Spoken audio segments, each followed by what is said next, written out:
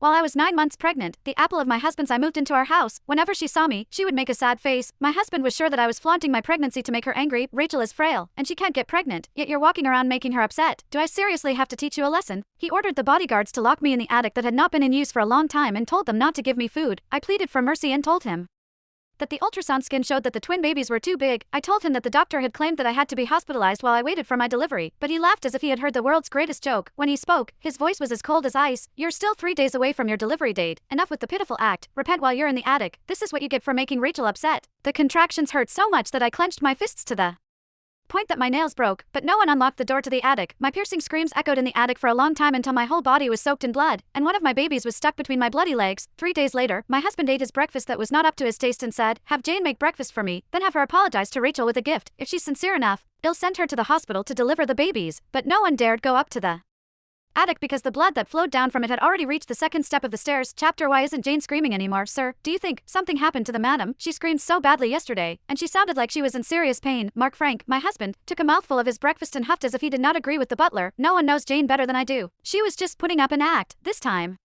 he'll teach her a lesson so that she won't bother Rachel again. The butler cast a glance at the attic and stammered, "But the madam is pregnant with twins, and the doctor did say that she needs to be hospitalized ahead of her delivery date for a safe delivery." Mark paused while eating his breakfast and relented a little. "Is that so?" He dug around his bowl for a bit before a hesitant look appeared on his face. "Fine. Have Jane make breakfast for me before she apologizes to Rachel. It's her delivery date today, so if she delivers a sincere apology, he'll send her to the hospital." He then heated up some milk and went to the guest bedroom. On the bed was Rachel Foster, and she was breathing evenly. The blanket slid to her shoulders, and her alluring figure was visible. It made Mark gulp. After staring at her for a long while, he finally looked away before bending down to kiss her. Rachel opened her eyes slowly and stretched before she pouted and grumbled, "Mark, you're being incorrigible again."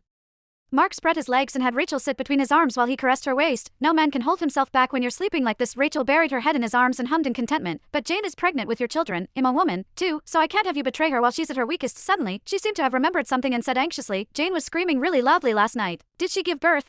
Even if Jane was screaming so badly, I'm jealous. If I could carry your children, no matter how much it hurts during delivery, I'd still be happy. Would she still be happy? I had become a ghost and was drifting around them. The floor in the attic was covered in blood. On the walls were deep gashes that were stained with bits of my flesh and nails because I had dug into them in pain. Chapter 1 had also torn up my lower part to be able to deliver my babies. After I pulled my first baby out, I found that he was no longer breathing. At that time, blood gushed out from between my thighs, and the second baby was at the torn opening. The sticky blood smeared my hair, and I hugged my bloody firstborn as I stopped breathing. My eyes were wide open. How would Mark react if he saw this? But he only cared about hugging Rachel right then, and he spoke in a regretful, guilty tone. "It's my fault. I shouldn't have let Jane show up in front of you and make you sad. I swear that this will be the last time she's pregnant with my babies."